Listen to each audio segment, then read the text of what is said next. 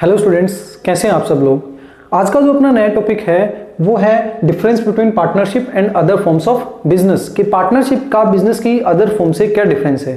तो सबसे पहले अपन जो डिस्कस करेंगे वो करेंगे पार्टनरशिप वर्सेस कंपनी। पार्टनरशिप का मीनिंग आप सब लोगों को पता है, हम बात करेंगे कंपनी की। तो कंपनी का मीनिंग क्या है या कंपनी की डेफिनेशन क्या है। तो company means a company which is registered under Companies Act 2013 और any previous Companies Act, कि कंपनी वो है जो कंपनीज एक्ट 2013 के अकॉर्डिंग क्या हुई है, रजिस्टर्ड हुई है, या किसी दूसरे प्रीवियस एक्ट जो कंपनीज एक्ट था लाइक 1956 उसके अकॉर्डिंग रजिस्टर्ड हुई है। तो ध्यान रखना कंपनी क्या है, कंपनी का एग्जिस्टेंस कब होता है, कंपनी का एग्जिस्टेंस होगा जब उसका क्या किया जाएगा, रजिस्ट्रेशन किया जाएगा according to companies act. Clear है। तो कंपनी क्या होती है, एक सेपरेट लीगल एंटिटी होती है in the eyes of law. उसको क्या माना जाता है, एक आर्टिफिशियल पर्सन माना जाता है, और हमारा लॉ मानता है कि कंपनी अलग है और उसके मेंबर्स अलग है। इट मींस अगर किसी मेंबर की डेथ हो जाएगी तो कंपनी का इस एग्जिस्टेंस के ऊपर उसका कोई इफेक्ट नहीं पड़ता। क्लियर है। तो ये थी डेफिनेशन कंपनी की। अब अपन इस डिफरेंस की बात करते हैं। तो सबसे पहला मैं डिफरेंस लूंगा वो आएगा गवर्निंग लॉ, कि कौन गवर्न करता है किसे, पार्टनरशिप को। तो आप सबको पता है पार्टनरशिप को करता है पार्टनरशिप एक्ट 1932, और कंपनी को कौन सा करेगा, कंपनीज एक्ट 2013। नेक्स्ट अगर मैं बात करूं तो नेक्स्ट आएगा लीगल स्टेटस। क्या लीगल स्टेटस। तो इन the case of partnership, partnership का कोई लीगल स्टेटस नहीं होता। जैसे ही पार्टनर्स मरे पार्टनरशिप खत्म हो जाएगी, तो इसका कोई लीगल स्टेटस नहीं है। कंपनी का लीगल स्टेटस है, क्योंकि हम लोग पढ़ चुके कंपनी क्या है, एक आर्टिफिशियल पर्सन है और इसकी क्या होती है, सेपरेट लीगल एंटिटी होती है। इट मींस इसके मेंबर्स का मरने के ऊपर इसका कोई इफेक्ट नहीं होता। नेक्स्ट अगर मैं डिफरेंस की बात करूं तो वो आएगा एजेंसी। क्या आएगा, एजेंसी। हमने पार्टनरशिप के ट्रू टेस्ट में डिस्कस किया था कि पार्टनरशिप में हर एक पार्टनर डबल रोल प्ले करता है। वो क्या होता है, एक एजेंट भी होता है और वो एक प्रिंसिपल भी होता है। तो पार्टनरशिप में एजेंसी एग्जिस्ट करती है, लेकिन कंपनी में कोई एजेंसी नहीं होती। एजेंसी क्या कहती है कि आप जो करोगे उसके लिए दूसरे भी क्या होंगे, रिस्पॉन्सिबल। लेकिन कंपनी में ऐसा नहीं होता, एक मेंबर जो करेगा उसके लिए, या कंपनी जो करेगी उसके लिए मेंबर्स रिस्पॉन्सिबल नहीं होंगे। ठीक है। नेक्स्ट अगर डिफरेंस की बात करूं तो वो आएगा डिसोल्यूशन ऑफ प्रॉफिट्स, लाभों का बंटवारा। क्या पार्टनरशिप में प्रॉफिट्स को बांटा जाता है? हाँ, पार्टनरशिप में प्रॉफिट्स को बांटा जाएगा। ये क्या है, कंपलसरी है। But in the case of company जरूरी नहीं है कि प्रॉफिट्स डिस्ट्रीब्यूट किए जाए, क्योंकि अगर सारे प्रॉफिट्स कंपनी डिस्ट्रीब्यूट कर देगी तो बिजनेस एक्सपेंशन कहां से होगा। तो यहां जरूरी नहीं है, कुछ बांट सकती है और कुछ को क्या कर सकती है, होल्ड कर सकती है। नेक्स्ट अगर मैं डिफरेंस की बात करूं तो वो मेरा क्या आएगा, एक्सटेंट ऑफ लायबिलिटी। क्या आएगा, एक्सटेंट ऑफ लायबिलिटी। की लायबिलिटी कैसी होगी, तो पार्टनरशिप के केस में पार्टनर्स की लायबिलिटी ऑलवेज बी अनलिमिटेड। मतलब अगर कल को पैसे की जरूरत पड़ी, फर्म डिसॉल्व हो रही है, तो पार्टनर्स की पर्सनल असेट को भी बेचा जा सकता है। But in the case of company, company में अगर आपसे नॉर्मली पूछा जाए तो कंपनी में मेंबर्स की लायबिलिटी कैसी होगी, लिमिटेड। कहां तक, on the unpaid value of shares. जैसे मैंने 10 रुपए का एक शेयर खरीदा, उसके ऊपर 3 रुपए अभी तक बकाया है, तो कंपनी मेरे से सिर्फ और सिर्फ कितना मांग सकती है, 3 रुपए मांग सकती है। इट मींस मेरी लायबिलिटी कैसे होगी, लिमिटेड होगी। लेकिन अगर अनलिमिटेड लायबिलिटी कंपनी है, अगर कंपनी ही कौन से नेचर की है, अनलिमिटेड लायबिलिटी कंपनी है, तो उस केस में उसके मेंबर्स की लायबिलिटी कैसी होगी, अनलिमिटेड होगी। और तीसरा, अगर कंपनी किस नेचर की है, गारंटी नेचर की है, तो आपकी एज ए मेंबर आपकी लायबिलिटी कहां तक होगी, जहां तक आपने क्या किया है, गारंटी दी है कि भैया 10 लाख तक, 5 लाख तक मेरी गारंटी है। लेकिन आपसे नॉर्मली पूछा जाए कि इन the case of company members की लायबिलिटी कैसी होगी, तो आप क्या बोलोगे, लिमिटेड होगी। ठीक है। नेक्स्ट अगर मैं इसके पॉइंट की बात करूं तो वो आएगा प्रॉपर्टी। नेक्स्ट बेसिस क्या बनता है, प्रॉपर्टी। तो ध्यान रखना पार्टनरशिप की जो प्रॉपर्टी होती है वो ही किसकी प्रॉपर्टी होती है, पार्टनर्स की, क्योंकि पार्टनरशिप अपने आप में अलग कुछ भी नहीं है। तो पार्टनरशिप की property is equals to partners की प्रॉपर्टी।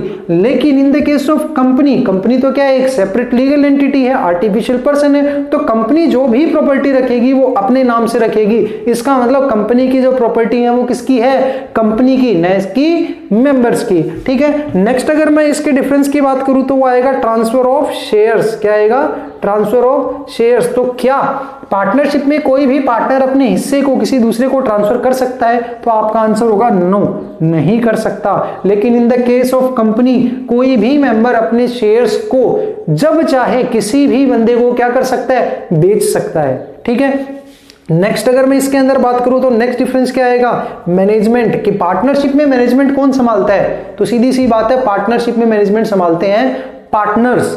और कंपनी में कौन संभालेगा, कंपनी में संभालेंगे डायरेक्टर्स। जो कौन अपॉइंट करेगा, मेंबर्स अपॉइंट करेंगे। मेंबर्स को तो सिर्फ क्या होगा, किसी भी मीटिंग में वोट कास्ट करने का राइट होगा। तो अल्टीमेटली यहां पे मैनेजमेंट संभालता कौन है, डायरेक्टर्स। और उनको अपॉइंट कौन करेंगे, शेयर होल्डर्स अपॉइंट करेंगे। क्लियर है। नेक्स्ट अगर अपन इसके डिफरेंस की बात करें तो नेक्स्ट जो अपना डिफरेंस आएगा वो आएगा अपना रजिस्ट्रेशन। क्या आएगा, रजिस्ट्रेशन। तो क्या पार्टनरशिप का रजिस्ट्रेशन जरूरी है या नहीं, तो ध्यान रखना पार्टनरशिप का रजिस्ट्रेशन कंपलसरी नहीं है। कैसा है, वॉलेंट्री है। लेकिन अगर वो नहीं करवाए तो कुछ डिसएबिलिटीज क्रिएट हो सकती है, वो एक अलग बात है। लेकिन पार्टनरशिप का रजिस्ट्रेशन कंपलसरी नहीं है। इन the case of company registration कैसा है, कंपलसरी है, क्योंकि विदाउट रजिस्ट्रेशन कंपनी एग्जिस्टेंस में नहीं आएगी। नेक्स्ट अगर मैं बात करता हूं तो नेक्स्ट जो पॉइंट आएगा वो आएगा वाइंडिंग अप। क्या आएगा, वाइंडिंग अप। कि पार्टनरशिप का वाइंडिंग अप कभी भी किया जा सकता है। जब पार्टनर चाहे बोला खत्म करनी है, खत्म कर दो भाई।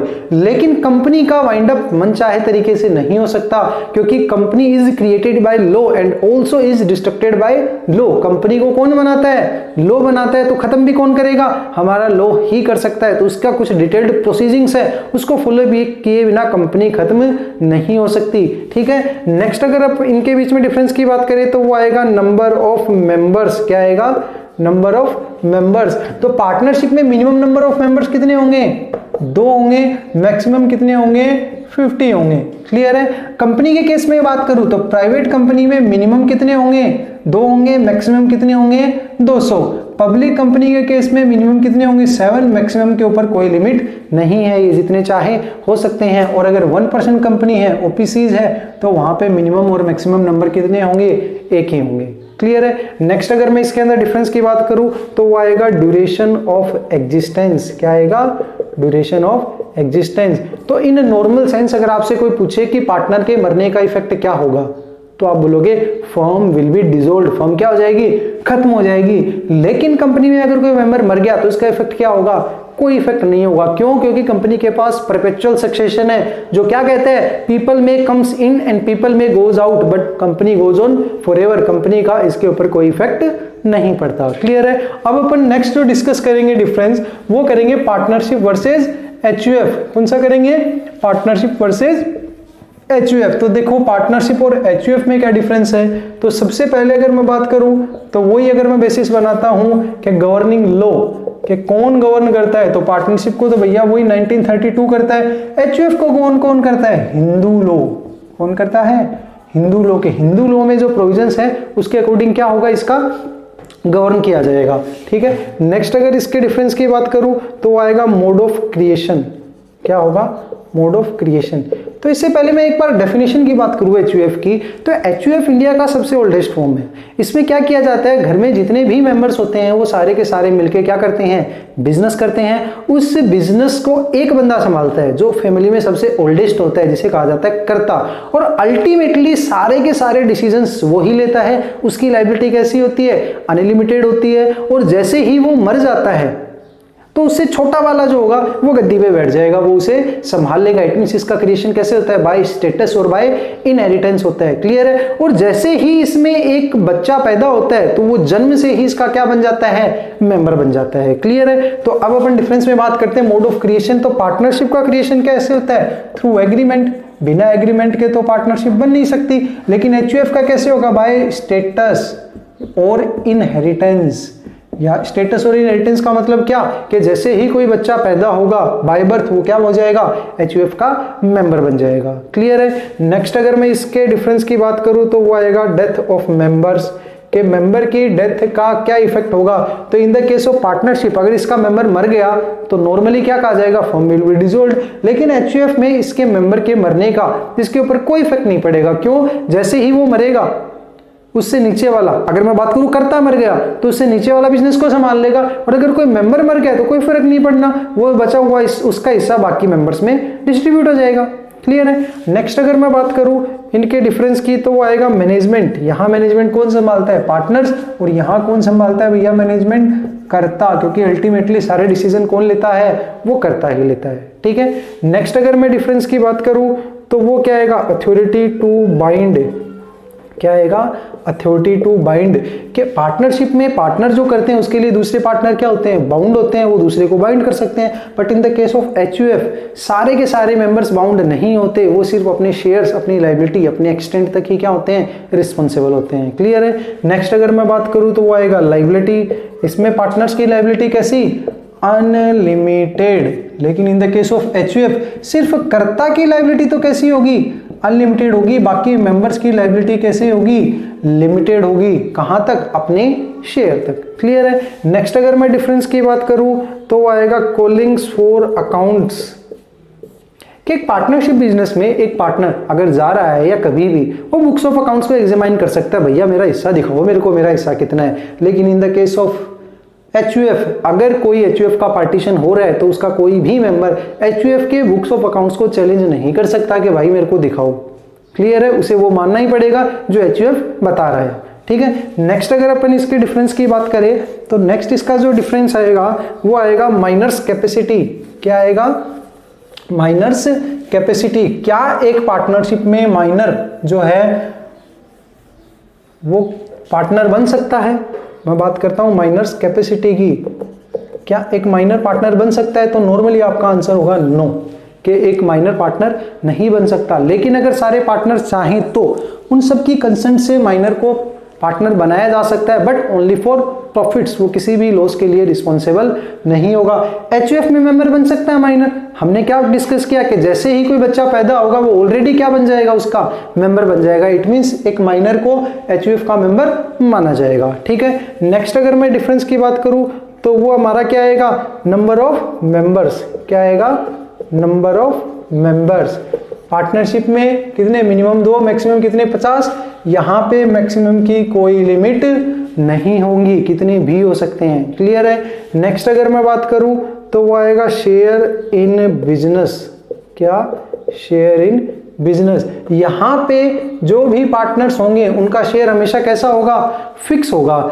लेकिन एचयूएफ में कभी भी मेंबर्स या को पार्टनर्स मैं कहूं उनका जो शेयर होगा वो कभी भी डेफिनेट नहीं होगा। क्यों नहीं होगा, क्योंकि जैसे ही एक मेंबर मर गया उनका शेयर से फ्लक्चुएट हो जाएगा। तो यहां पे फिक्स ना होके कैसा होता है, फ्लक्चुएटिंग होता है।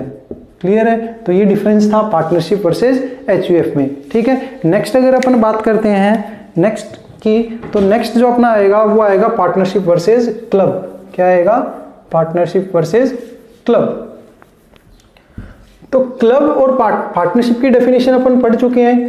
क्लब क्या है, क्लब वो है जो अपने मेंबर्स को सर्विस प्रोवाइड करवाता है, जो अपने मेंबर्स के इंटरेस्ट के लिए, लाइक उनके अम्यूजमेंट के लिए, उनकी हेल्थ सर्विसेज के लिए सर्विसेज देता है कि ठीक है।